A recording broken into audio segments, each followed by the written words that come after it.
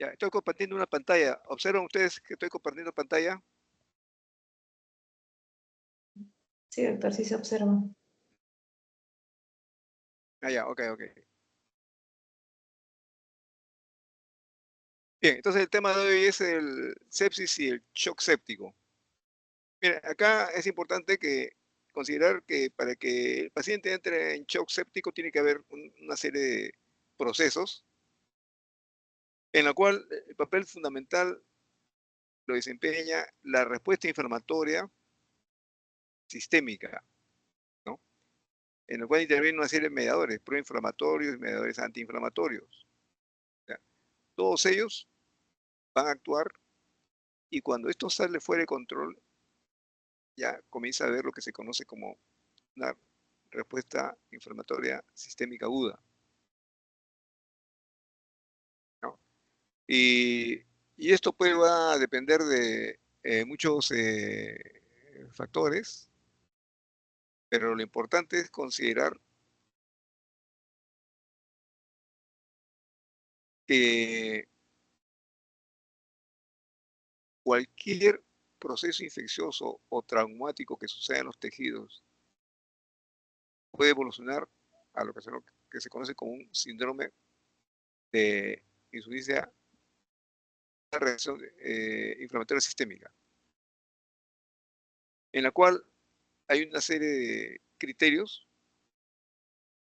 para sospechar que estamos ante este fenómeno. Desde el punto de vista clínico, vamos a observar una temperatura que puede oscilar de 38.3 grados centígrados o más, o a la inversa, por debajo de 36 grados centígrados, ¿no? La frecuencia cardíaca que está por encima de 90 pulsaciones por minuto, la frecuencia respiratoria mayor a 30 respiraciones por minuto, ¿no? Leucocitosis, que tener más de 12.000 leucocitos por milímetro cúbico, o menos de 4.000 por milímetro cúbico, o un 10% de formas inmaduras. En cuanto al PCR, ¿ya? Elevado en más de 2 divisiones estándar, por encima del valor normal. Y este nuevo marcador que se llama procalcitonina, que también elevado, ¿no? En más de 2 divisiones estándar del valor normal.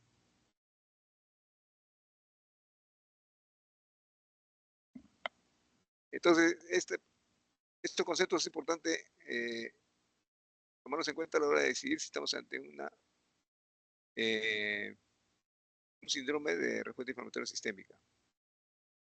Agregues esto que también puede haber una disfunción orgánica, puede ser cardiovascular, el paciente entra en shock, ¿no? Renal, respiratoria, hepática, hematológica, y sobre todo la acidosis metabólica, cuando el paciente ya no está manejando bien su medio interno, puede estar sucediendo este fenómeno.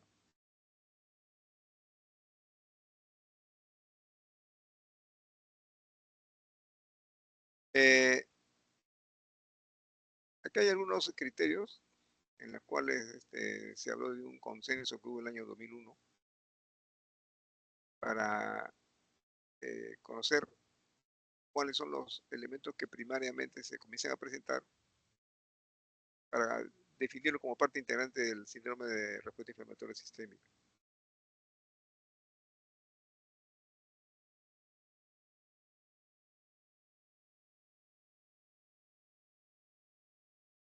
Para esto hay que también manejar algunos conceptos, por ejemplo, que se considera infección, invasión de un tejido por microorganismos, bacteriemia, presencia en sangre de bacterias viables. Y el síndrome de respuesta inflamatoria sistémica es el síndrome como resultado de una respuesta inflamatoria inadecuada, sistémica, secundaria a diversos estímulos, ¿no? La sepsis, por último, no es sino un SIRS, o sea, un síndrome de respuesta inflamatoria sistémica, pero secundario a estímulos infecciosos. En este cuadro, lo que les trato de eh, ilustrar, cómo es que entre algunos fenómenos que están acá pintados en amarillo, celeste, ¿no? Y el SIRS, que está en azul, ¿no? van a derivar en lo que estamos observando. Pancreatitis, quemaduras, traumas, las infecciones que pueden conducir a sepsis, debido a un agente bacteriémico, hongos, parásitos, virus. Este gráfico observen cómo está correlacionado en cuanto a la etiología.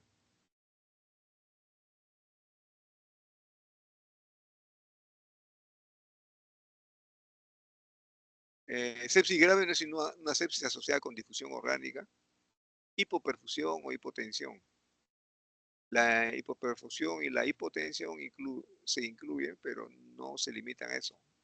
Es importante también analizar la acidosis láctica, la oliguria, ya no está hablando de un daño renal cuando hay oliguria, y alteración aguda del estado mental, es decir, el paciente ya está siendo afectado en su nivel de conciencia.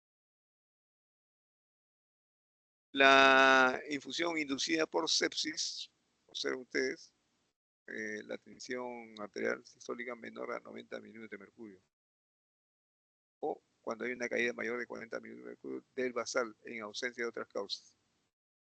Shock séptico, sigamos con definiciones, es una hipotensión inducida por sepsis refractaria a reposición hídrica adecuada. ¿Qué se va a presentar? Hipoperfusión. Si los pacientes reciben drogas vasoactivas, la desaparición de la hipotensión no vacila todavía el criterio de shock séptico.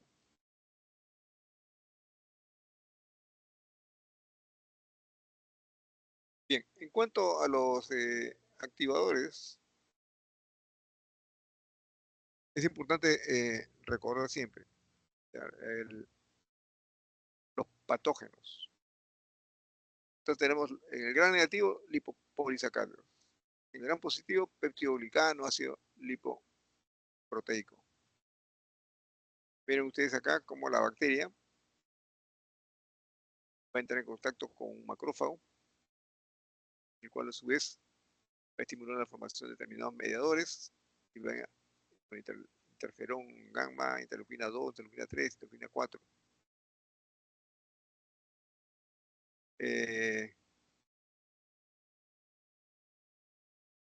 Estos interferones también se constituyen en mediadores de todo proceso inflamatorio, ¿no?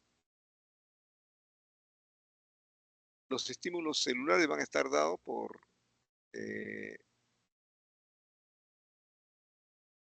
monocitos, macrófagos,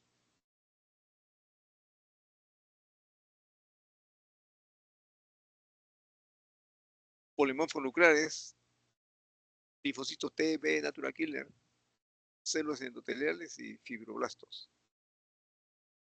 Bueno, acá este gráfico puede mostrar cómo es que la bacteria, una vez que ingresa al organismo, puede ser identificado por varios elementos de nuestra respuesta natural. Neutrófilos, macrófagos, las células dendríticas que desempeñan un papel importante en la dermis.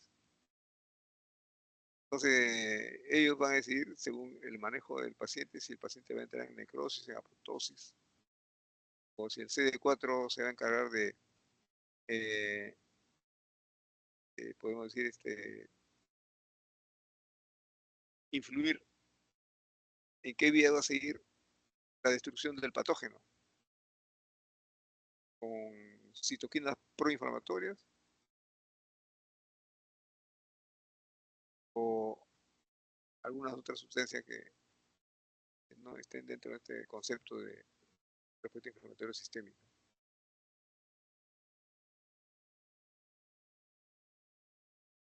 Bueno, acá para tener unos gráficos más o menos cómo la respuesta innata actúa, esta es una noxa inmediatamente, ¿no?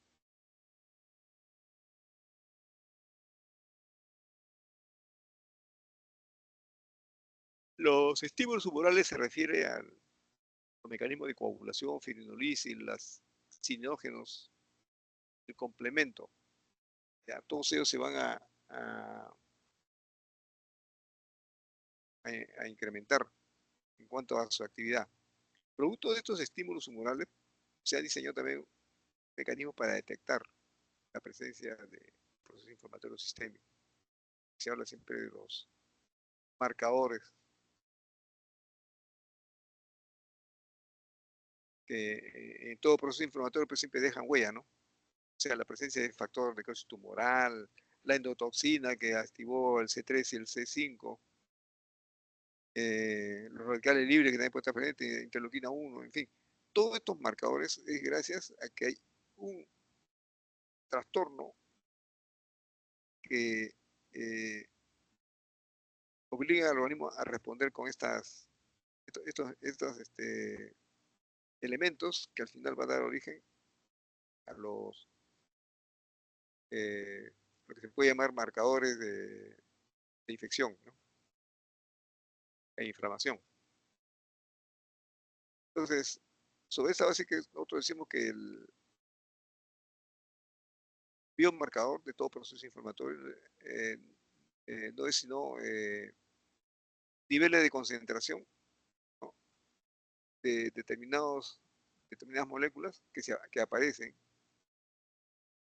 no solamente en un proceso normal, sino también en un proceso patológico, pero exacerbadas en cuanto a concentración. Estos marcadores van a servir para monitorizar la respuesta inflamatoria, también la respuesta al tratamiento. Miren acá,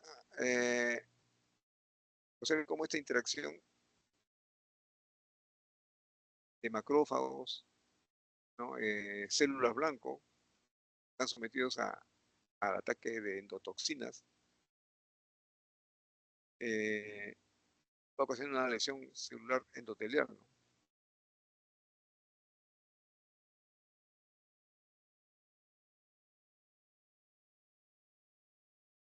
Bueno, esta es la manera de mirar el cuadro anterior, pero miren, aquí observen ustedes como un inmunocompromiso más infección, ¿no?, va a obligar, para evitar la septicemia, una terapia con antibióticos, pero muchas veces inadecuada. Se va a propiciar con este mecanismo, ¿no?, un proceso de inducción de formas bacterianas filamentosas, ¿no?, y si hay una alta concentración de bacterias, gran liberación de endotoxinas, puede conducir a un shock séptico.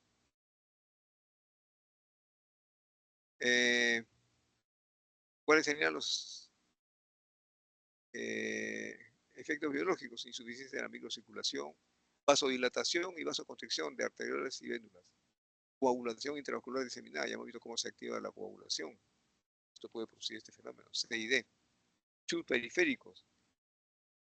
En ese caso, la microembolización de agregados plaquetarios en arteriolas, en lesiones del endotelio, van a ser incrementadas en cuanto a los eventos que suceden, ¿no? Hiperlactacidemia. Bueno, ya esta es la lactosa incrementada, ¿no? Sucede cuando no hay suficiente ATPs para que el ciclo de Krebs se desarrolle y proporcione energía a las células. A ver, sigamos. Entonces, el diagnóstico de una infección que compromete la vida se debe basar en la sospecha de infección y la presencia de manifestaciones clínicas características. Eso es importante. Esto no.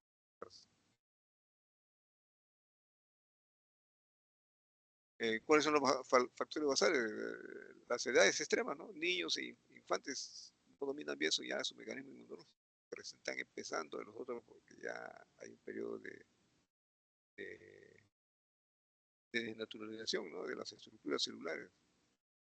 Pacientes sometidos a inmunocompromiso, terapia con rayos X, politraumatizados, esplenectomía, quemadura, radioterapia, el alcoholismo y la malnutrición van de la mano. Todos ellos son los factores basales que se desencadenan el proceso de respuesta inflamatoria sistémica.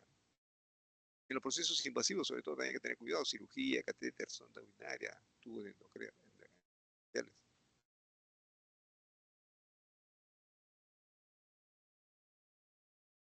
Ya hemos visto cuáles son los signos y síntomas más importantes: fiebre, escalofríos, taquipnea, disnea, náusea, vómitos, taquicardia, hipotensión e perfusión en la cual ya comienza a haber oliguria o anuria, alteración en el estado mental, petequias y equimosis, algunos datos estadísticos específicos que permitan localizar la infección, el foco. Entonces, aquí estamos hablando de una serie de marcadores que yo partiría incluso desde la presencia del leucocito, o sea, porque hay leucocitosis ahí. Se puede dosar proteína C reactiva y procalcitonina. Hacer un estudio comparativo ahí de los resultados, sobre todo en infecciones bacterianas cuando van de buen pronóstico. El incremento del lactato que nos hace pensar ya en una acidosis metabólica. La proadrenomedulina, que es un marcador de superficie. La adenosina deaminasa, de igual manera. Para los hongos, el BD-glucano. Algunos elementos llamados biomarcadores de infección e infección.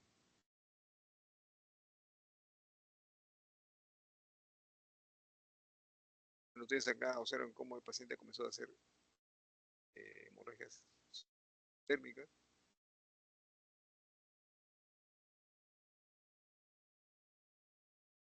En el diagnóstico también la historia clínica es importante, sobre todo ver desordenados subyacentes, inmunosupresión, diabetes mellitus, cambios hormonales, enfermedad pulmonar obstructiva crónica, hiperesplenismo, cirrosis, malnutrición. La historia de la medicación, sobre todo para saber qué tratamientos han estado recibiendo, que han empleado antiinflamatorios no esteroideos, corticosteroides. Reacciones alérgicas a determinados fármacos. Hay procedimientos invasivos para hacer una aproximación diagnóstica. Historia obstétrica, ginecológica también. Bueno, ya está además de hablar de la esfera social de los pacientes, que también tienen que vacunarse, si van a Medio Oriente, su ocupación, residencia. En cuanto a aspectos epidemiológicos, factores de riesgo de los sitios de infección, cambios en la epidemiología, patógenos se están desplazando a otro sitio, y por último, infecciones adquiridas en hospital.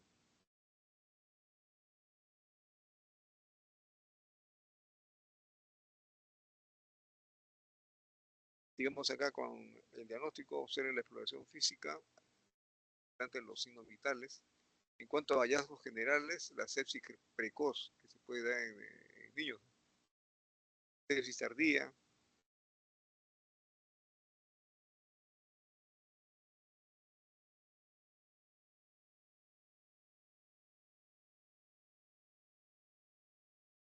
considera acá entre marcadores de la leucocitosis, bueno, condición izquierda, neutropenia, VIH, tifoidea, brucela.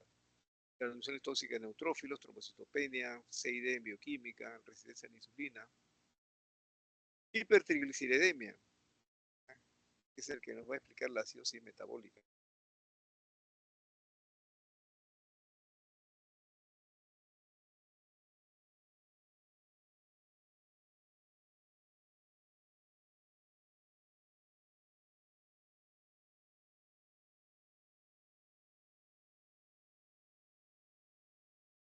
Mire, en cuanto a la procalcitonina, es un nuevo marcador para diagnóstico, creo, ha sido de mucha utilidad. Correlaciona bien cuando hay infección bacteriana, ¿ya? No así con la viral. En neonatología no se ha determinado todavía si guarda similitud a ingesta de procalcitonina, etcétera, etcétera. No hay datos favorables todavía en recién nacidos. Hay que tener mucho cuidado también ahí.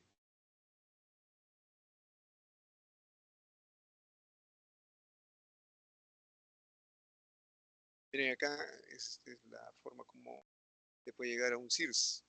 Primero hay una agresión, se produce una respuesta local, macrófagos y células comienzan a producir citoquinas. Esta respuesta puede ser paracrina, autocrina. Ahí estaríamos en la primera fase. La segunda fase es cuando se siguen enviando estos anticuerpos a, bueno, estructuras celulares que pueden oficiar como función paracrina, ¿no? O autocrina. Esto va a ocasionar una alteración de la homeostasis y por eso que comienza a aparecer el CIRS.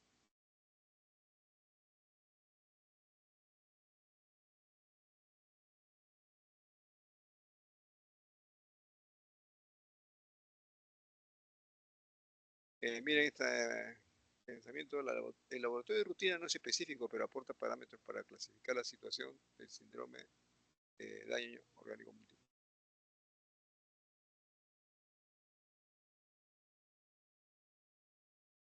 Miren, estos son algunos marcadores que pueden ser usados para hacer una demostración de cómo sería su comportamiento. Para eso el puntaje 1, 2, 3, 4.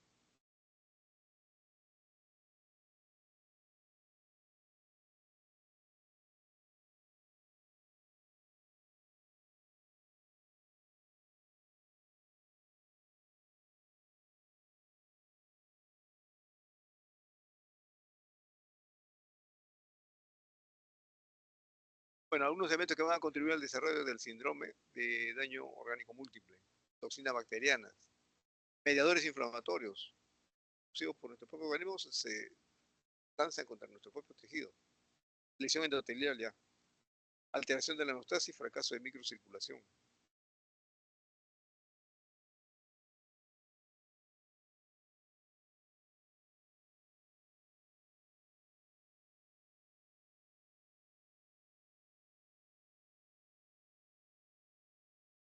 Mira, acá encuentra la localización. Hay que tomar en cuenta que si hay una infección con compromiso vital en adultos, hay que tomar una alerta, ¿no?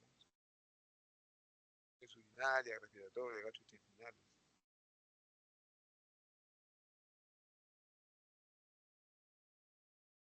En un estudio microbiológico, el 50% de los pacientes van a presentar cultivos negativos. Uno, antes del inicio de la antibiótica rápida. Sobre todo tomar una muestra que sea gran y definir rápidamente si es positivo o negativo. El hemocultivo vendrá después, ¿no? Pero 2 a 3 frascos más. Hemocultivos especiales para hongos. Bueno, estar haciendo un seguimiento cuando se someta a un tratamiento de los hongos. También se pueden hacer cultivos cuantitativos o semi-cuantitativos para mirar esta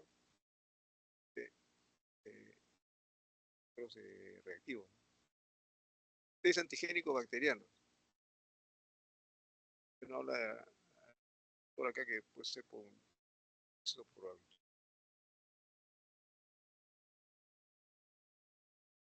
Observen ustedes que en hematología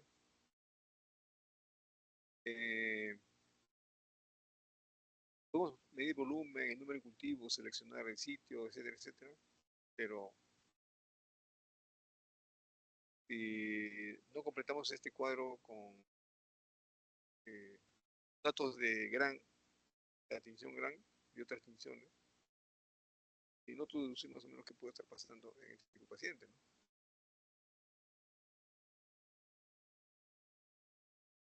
Y acá les traigo algunos puntos claves, ¿no? En primer lugar, considerar que la fiebre es una manifestación más frecuente de un proceso séptico. Ya hemos dicho cómo puede presentarse nortemia y al final se quedó hipotermia.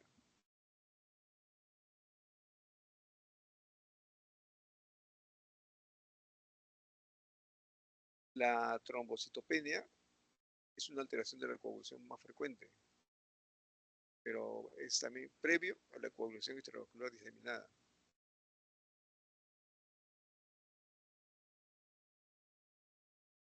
En cuanto a la punción lumbar, solamente está indicada cuando hay sospecha de infección del sistema nervioso central.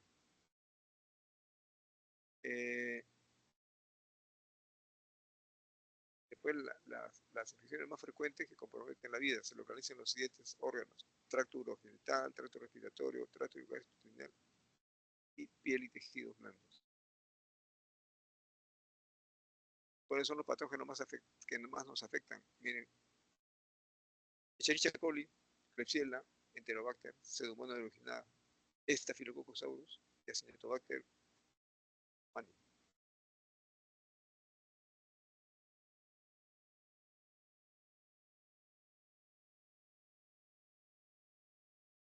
Los organismos que más frecuentemente atacan a una neumonía adquirida en la comunidad es el Streptococcus pneumoniae y el Haemophilus influenzae.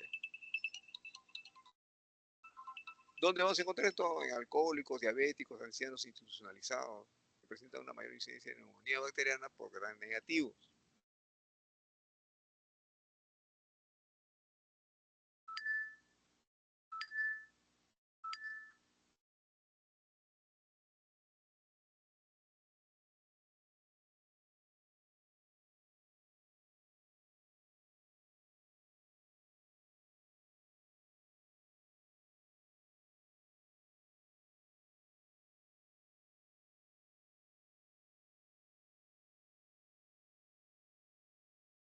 Consideran que pacientes hospitalizados y en ventilación mecánica, el patógeno que afecta y va a dar neumonía generalmente es por gran negativo.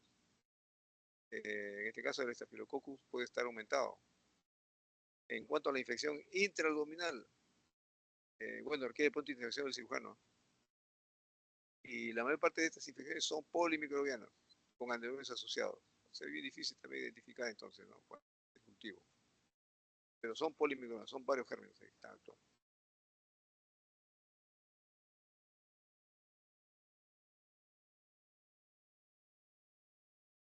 En cuanto al punto clave 6, dice la celulitis y abscesos cutáneos están relacionados con Staphylococcus aureus y Streptococcus beta hemolítico.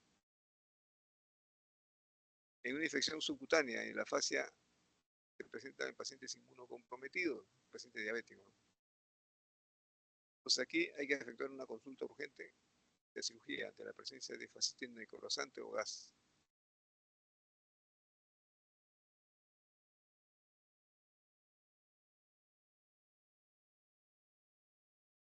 Bueno, las infecciones por hongos deben considerarse en presencia de factores predisponentes como neoplasia, neutropenia, terapia antibiótica, NAPO,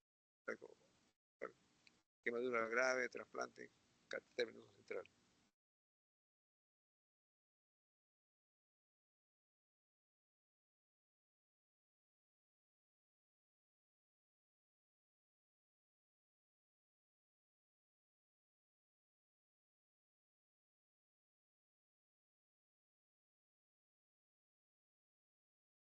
En cuanto a las infecciones por hongos, ¿cuáles son los factores predisponentes? Neoplasias, neutropenia, terapia prolongada con antibióticos, trasplante.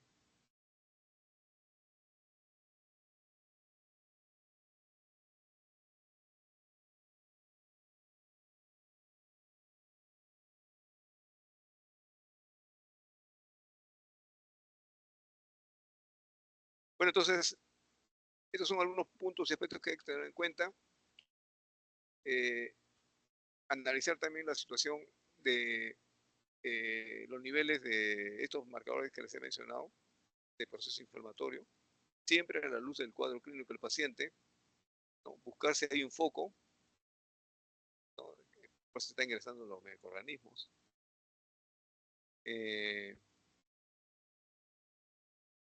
Bueno, tomar siempre la precaución de ver concentración de determinados marcadores del proceso inflamatorio, ¿ya? Previo a la toma del antibiótico, ¿ya? Y el tiempo de resolución, en qué momento se comenzaron a observar ya síntomas de mejoría. Es importante recordar.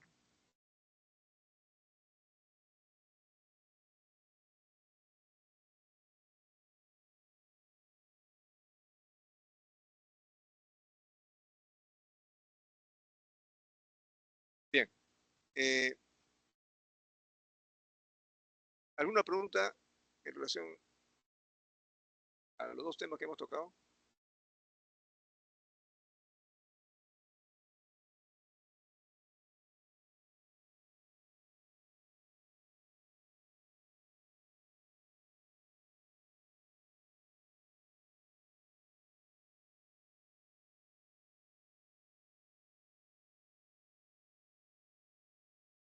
Bien, entonces si no hay preguntas, entonces aquí quedamos